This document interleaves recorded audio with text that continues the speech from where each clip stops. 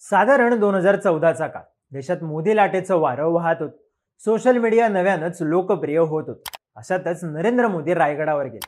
तिथं त्यांनी अनेकांची भेट घेतली आणि धारातीर्थ यात्रेच्या समारोपाच्या कार्यक्रमाला हजेरी लावली. इथे आपल्या भाषणाला सुरुवात करताना नरेंद्र मोदींचे पहिले शब्द होते, परम आदरणीय भिडे गुरुजी.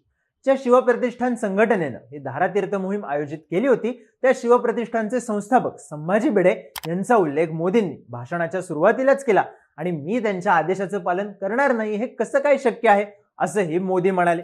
त्यानंतर मोदी आणि संभाजी भिडेंचे फोटोही व्हायरल झाले आणि त्यासोबत वेगवेगळे मेसेज आहेत, ज्यात संभाजी भिडे नासाचे सल्लागार, ऑटोमिक फिजिक्समध्ये गोल्ड मेडलिस्ट असल्याचे दावे करण्यात आले. आता संभाजी भिडे हे नाव पुन्हा एकदा चर्चेत आलंय आणि त्यामागचं कारण ठरलंय त्यांनी महिला पत्रकाराला उद्देशून केलेलं टिकली लाव मगच तुझ्याशी बोलेन हे वक्तव्य. या निमित्तानं होणाऱ्या चर्चा, वाद याच पार्श्वभूमीवर संभाजी भिडे कोण आहेत, त्यांचा इतिहास काय आणि त्यांची लोकप्रियता कशी वाढत गेली हेच या व्हिडिओमधून जाणून घेऊ. संभाजी भिडे यांचं मूळ नाव मनोहर, तर त्यांचं गाव सातारा जिल्ह्यातलं सबनीसवाडी, पण त्यांचं वास्तव्य आहे सांगलीतल्या गाव भागात. त्यांच्या सामाजिक कार्याची सुरुवात झाली राष्ट्रीय स्वयंसेवक संघाच्या माध्यमातून. त्यांचे काका बाबाराव भिडे हे 80च्या दशकात सांगली जिल्ह्यातले राष्ट्रीय स्वयंसेवक संघाचे प्रमुख कार्यकर्ते होते. त्यांच्या माध्यमातून भिडेही संघाचं काम करू लागले. मात्र अंतर्गत वादामुळे भिडेंनी राष्ट्रीय स्वयंसेवक संघाची फारकत घेतली आणि सांगलीत प्रतिसंघाची स्थापना केल्याची माहिती स्थानिक पत्रकार देतात. राष्ट्रीय स्वयंसेवक संघ दसऱ्याला संचलनाचं आयोजन करतं. त्याच धर्तीवर भिडेंनी नवरात्रात दुर्गामाता दौडचं आयोजन केलं. माध्यमांमध्ये असलेल्या वृत्तांनुसार 1984 मध्ये त्यांनी श्री शिवप्रतिष्ठान हिंदुस्थान या संघटनेची स्थापना केली. हिंदू समाजाची उगवती तरुण पिढी शिवाजी संभाजी रक्तगटाची बनवणे हेच श्री शिवप्रतिष्ठान हिंदुस्थानचे ध्येय आहे, असा उल्लेखही शिवप्रतिष्ठान हिंदुस्थानच्या वेबसाईटवर केला जायचा. या संघटनेच्या माध्यमातून संभाजी भिडे यांनी महाराष्ट्रभर तरुणांचे मेळावे घेतले. छत्रपती शिवाजी महाराज आणि छत्रपती संभाजी महाराज यांचा इतिहास सांगायला सुरुवात केली. राष्ट्रात निर्मू अवघ्या शिवसूर्य जात हे संघटनेचं घोषवाक्यही चांगलंच प्रसिद्ध झालं. बाबरी मशीद आणि राम जन्मभूमी वादामुळे शिवप्रतिष्ठानला प्रसिद्धीचं वलय प्राप्त झालं. दुर्गामाता दौड सोबतच संभाजी महाराज बलिदान मास, धारातीर्थ आणि गडकोट मोहीम, दररोज छत्रपती शिवरायांच्या समाधीचं पूजन असे उपक्रम राबवले आणि संभाजी भिडे आणि त्यांच्या संघटनेची लोकप्रियता राज्यभर पसरली. अशातच अनेक राजकीय नेत्यांशी त्यांचे चांगले संबंध प्रस्थापित झाले.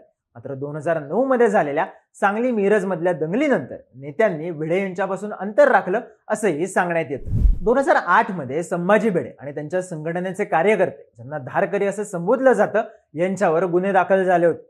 तेव्हा जोधा अकबर या पिक्चरच्या विरोधात भिडेंनी आंदोलन पुकारलं होतं.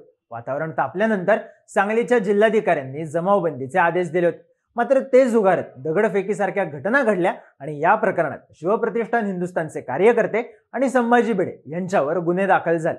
मात्र हे गुन्हे 2017 मध्ये राज्य सरकारकडून मागे घेण्यात आले. संत ज्ञानेश्वर महाराजांच्या पालखी सोहळ्यात शिवप्रतिष्ठानचे काही धारकरी हातात तलवारी घेऊन चालल्यानंही वादाला तोंड फुटलं होतं. पालखी सोहळा समितीकडूनही याला विरोध करण्यात आला होता. 2018 मध्ये पुण्याच्या भीमा कोरेगाव मध्ये उसळलेल्या हिंसाचार प्रकरणातही संभाजी भिडेंवर गुन्हा दाखल करण्यात आला होता. त्यांच्याच सोबत हिंदुत्ववादी नेते मिलिंद एकबोटे यांच्यावरही गुन्हा दाखल झालेला. एकबोटेंना अटक झाली, पण भिडेंना का नाही, असा सवाल तेव्हा विरोधकांकडून विचारला जात होता. पण संभाजी भिडे यांच्या विरोधात एकही पुरावा मिळाला नसल्याचं तत्कालीन मुख्यमंत्री देवेंद्र फडणवीस यांनी विधानसभेत सांगितलं होतं. पण वादात किंवा चर्चेत येण्यासाठी फक्त या घटनाच नाही, तर संभाजी भिडे यांची काही वक्तव्य ही कारणीभूत ठरली होती. ती काही वक्तव्य पाहूयात. पंतप्रधान नरेंद्र मोदींच्या वक्तव्यावर टीका करताना संभाजी भिडे म्हणाले होते की पंतप्रधान म्हणतात भारतानं जगाला बुद्ध दिला, पण बुद्ध अजिबातच उपयोगाचा नाही. तर भारताच्या राष्ट्रध्वजाबद्दल ते म्हणाले होते, आमचा तिरंगा झेंड्याशी संबंध काय, कुठला तिरंगा झेंडा, भगवा झेंडा टाकून हा तिरंगा झेंडा कोणी केला, कोण होता तो हरामखोर.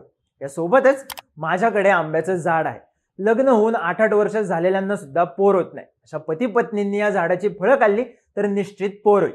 ज्यांना मुलगा हवा असेल त्यांना मुलगाच होईल. या त्यांच्या विधानानं चांगलाच गदारोळ झाला होता. या व्यतिरिक्तही अमेरिकेनं एकादशीला चंद्रावर यान सोडलं म्हणून ते यशस्वी झाले. इस्लाम हाच आपला खरा शत्रू आहे, या त्यांच्या वक्तव्याचेही वेगवेगळे पडसाद उमटले होते. 2017 मध्ये संभाजी भिडेंच्या नेतृत्वातल्या शिवप्रतिष्ठाननं इतिहासात उल्लेख आढळतो त्याप्रमाणे रायगडावर छत्रपती शिवरायांच्या 32 मण सुवर्ण सिंहासनाची पुनर्स्थापना करणार असल्याचा संकल्प केला होता. यासाठी लागणारे पैसे कोणतीच शासकीय मदत न घेता लोकसहभागातून उभे करणार असल्याची घोषणाही त्यांनी केली होती. सोबतच जेव्हा या सुवर्ण सिंहासनाचं काम पूर्ण होईल तेव्हा संरक्षणासाठीही शासनाची मदत न घेता सशस्त्र धारकऱ्यांची फौज उभी करणार असल्याचंही संभाजी भिडे म्हणाले होते. या सगळ्यात एक प्रश्न उभा राहतो, तो म्हणजे इतकी वादाची पार्श्वभूमी असतानाही संभाजी भिडे यांची एवढी लोकप्रियता कशी काय, हे जाणून घेण्यासाठी आम्ही काही पत्रकार आणि शिवप्रतिष्ठानच्या कार्यकर्त्यांशी चर्चा केली. त्यांनी दिलेल्या माहितीनुसार सोशल मीडिया यायच्या आधीपासूनच संभाजी भिडेंचा जनसंपर्क दांडगा आहे. पांढरा शर्ट, पांढरी टोपी आणि पांढरे धोतर या साध्या पोशाखात ते राज्यातल्या गावोगावी भेट द्यायचे. कधी एसटीनं प्रवास करायचे तर कधी सायकलवर. या प्रवासात त्यांनी अनेक तरुणांना आपल्या संघटनेशी जोडण्यात यश मिळवलं. छत्रपती शिवाजी महाराज आणि छत्रपती संभाजी महाराज यांच्या विचारांसोबतच शरीर सौष्ठवाबद्दलही जागृती केली. शिवप्रतिष्ठानच्या माध्यमातून ते गडकोट मोहिमांचं आयोजन करायचं. सांगली, सातारा आणि कोल्हापूर या पश्चिम महाराष्ट्रातल्या जिल्ह्यांसोबतच मराठवाडा आणि विदर्भातले तरुण या ट्रेक्सना प्रचंड गर्दी करायचं. हा ट्रेक संपला की मोहिमेचे प्रमुख पाहुणे आणि संभाजी भिडे गडाच्या पायथ्याशी या तरुणांसमोर भाषण करायचे. या भाषणात अफजल खानाचा वध, शाहिस्तेखानावरचा छापा आणि औरंगजेबानं छत्रपती संभाजी महाराजांचा केलेला छळ या गोष्टी आम्हाला वारंवार सांगितल्या जायच्या असं काही धारकरी सांगतात. वेगवेगळ्या ठिकाणी फिरायला मिळतं आणि शिवरायांबद्दल माहिती मिळते. या कारणामुळे कमी वयातच अनेक जण शिवप्रतिष्ठानकडे आकर्षित झाले. साहजिकच संभाजी भिडे यांची लोकप्रियता महाराष्ट्रभर पसरली. पण या लोकप्रियतेबाबत आणखी एक निरीक्षण नोंदवलं जातं. 2014 मध्ये नरेंद्र मोदी आणि संभाजी भिडे यांची रायगडावर भेट झाली. त्यानंतर शिवप्रतिष्ठानच्या कार्यक्रमात मोदींनी संभाजी भिडेंचं कौतुक केलं. सोबतच त्यांनी दिलेला आदेश आपल्यासाठी प्रमाण आहे. सामाजिक कार्याला सुरुवात करताना कायम त्यांचंच उदाहरण समोर ठेवण्यात आलं. भिडे गुरुजी हे एक तपस्वी आहेत असे उद्गार संभाजी भिडे यांच्याबाबत काढले. या घटनेनंतर महाराष्ट्रासोबतच नॅशनल मीडियामध्येही संभाजी भिडे यांच्या नावाची चर्चा झाली. माध्यमांनी त्यांचा उल्लेख मोदी के गुरु असा केला. याच काळात एक मेसेज व्हायरल झाला, ज्यात संभाजी भिडे हे 100 पेक्षा जास्त राष्ट्रीय आणि आंतरराष्ट्रीय पुरस्कारांचे मानकरी आहेत. त्यांनी ऑटोमिक फिजिक्समध्ये गोल्ड मेडल मिळवले. ते नासा आणि पेंटागॉनच्या सल्लागार मंडळावर आहेत. पुण्याच्या फर्ग्युसन कॉलेजमध्ये प्राध्यापक होते. सोबतच संभाजी भिडे यांनी तब्बल 67 डॉक्टरेट मिळवले आहेत असं सगळं त्या मेसेजमध्ये होतं. मात्र यातले अनेक दावे खोटे निघाले. फर्ग्युसन कॉलेजमध्ये ऑटोमिक फिजिक्सचा अभ्यासक्रम नाही आणि संभाजी भिडे इथे प्राध्यापक किंवा विद्यार्थी असल्याचं कुठलंही रेकॉर्ड अस्तित्वात नाही असं कॉलेजकडूनच सांगण्यात आलं होतं. पण हा मेसेज मात्र देशभर व्हायरल झाला आणि संभाजी भिडे यांचं प्रसिद्धीचं वलय आणखी वाढत गेलं. सध्या संभाजी भिडे यांचं नाव आपल्या कानावर पडते ते टिकलीबद्दलच्या वक्तव्याबद्दल. टिकली घातली नसल्यामुळे त्यांनी महिला पत्रकाराशी बोलण्यास नकार दिला. यावेळी ते असंही म्हणाले की आमची अशी भावना आहे की प्रत्येक स्त्री ही भारत मातेचं रूप आहे. भारत माता विधवा नाही. कुंकू लाव मग मी तुझ्याशी बोलतो. या वक्तव्यात त्यांनी ज्या भारत मातेचा उल्लेख केला ते भारत मातेचे चित्र चितारलं गेलं भारताच्या स्वातंत्र्य लढ्यादरम्यान. अवनींद्रनाथ टागोर यांनी लोकांना प्रेरणा मिळावी आणि समाजात हिंदू मुस्लिम दुफळी माजू नये हा विचार डोळ्यांसमोर ठेवून भारत मातेचं हे चित्र साकारलं होतं. या चित्रात भारत मातेच्या हातात कोणतीही धार्मिक प्रतीकं किंवा शस्त्र नव्हती. कालांतरानं मात्र हे चित्र बदलत गेलं. पण संभाजी भिडे यांनी भारत माता विधवा नाही असा उल्लेख केला. अप्रत्यक्षपणे त्यांनी कुंकू न लावलेली स्त्री म्हणजे विधवा असं सूचित केल्याचं बोललं जातं. पतीच्या निधनानंतर कुंकू किंवा टिकली न लावण्याची प्रथा आजही मोठ्या प्रमाणावर पाळली जाते.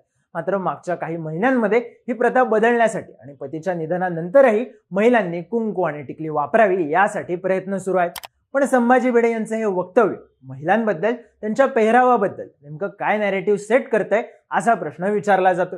महिला आयोगाकडून संभाजी भिडे यांना नोटीस देखील पाठवण्यात आली आहे.